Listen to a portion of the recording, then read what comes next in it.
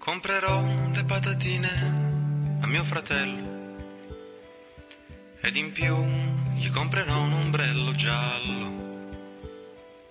Gli dirò che il mare è bello, gli dirò che il mare è blu. Mentirò perché non ce la faccio più.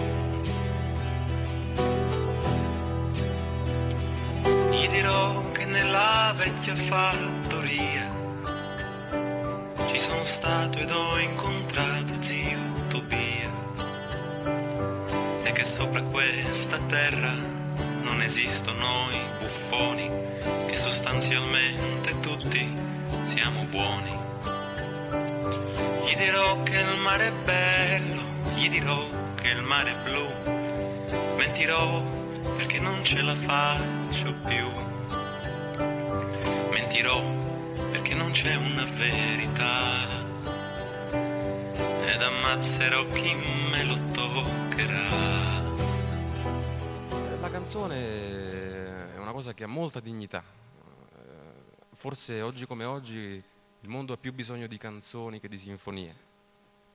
E ho sempre pensato questo, anche quando ero tra i banchi di concerto. Ho studiato anche flauto, ho sempre pensato che la canzone avesse molta utilità oggi, perché ti consente di dare un messaggio immediato e soprattutto ti consente di arrivare a tutti, ti consente di raccontare quello che vuoi e ti consente di avere a che fare con tantissima gente.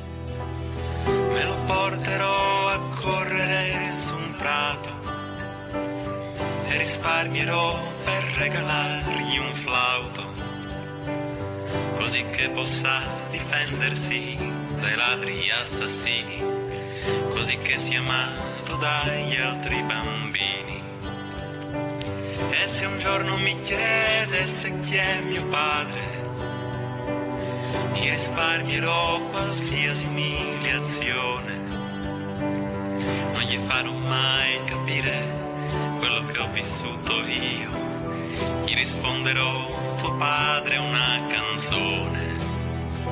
Purtroppo io come napoletano porto avanti la crociata di portare un'altra faccia di Napoli. Ovviamente ho a che fare con un mondo dove anche la musica è dettata dalla criminalità organizzata e dalla cattiva politica.